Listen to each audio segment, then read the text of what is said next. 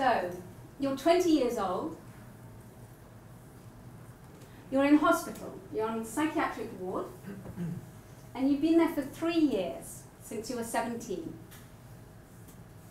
You're not on any medication. And your medical records describe you as catatonic. In fact, you're so closed down to the outside world that you can't open your eyes.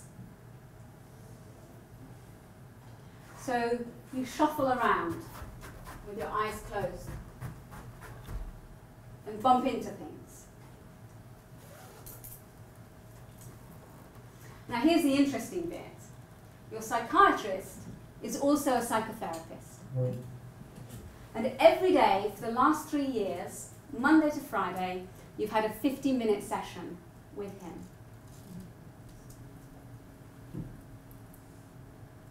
Very often, for months on end actually, you've sat in silence and barely said a word. And often he doesn't say much either.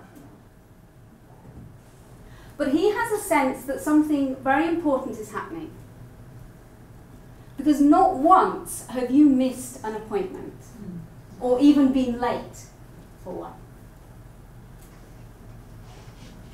Now this is a true story. This is an inspiring woman.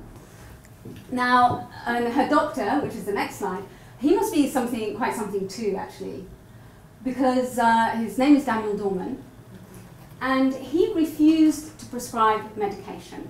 He felt that it would not help her healing, that if anything it would hinder, and that she wouldn't be able to access that healthy inner core of her being, which was buried very deeply in her case.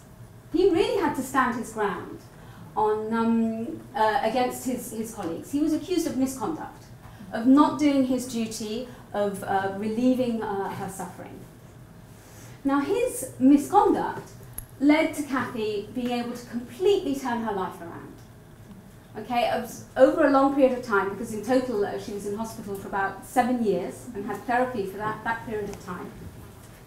But she went through a complete metamorphosis and went on to live a very rich and full and totally independent life. And on top of that, she went into the mental health field and trained as a mental health nurse, and more latterly, as she's come towards the end of her career, she's trained and supervised mental health nurses.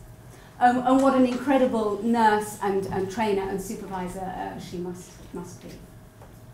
You can read the full amazing story in Daniel Dorman's book, Dante's Cure. And Cathy has very kindly written the foreword to my new book. I approached her because I felt that more than any other person I had come across, she embodied the message of this new book, which is that crisis can be the catalyst for healing, that every mental health crisis holds the potential for healing and growth.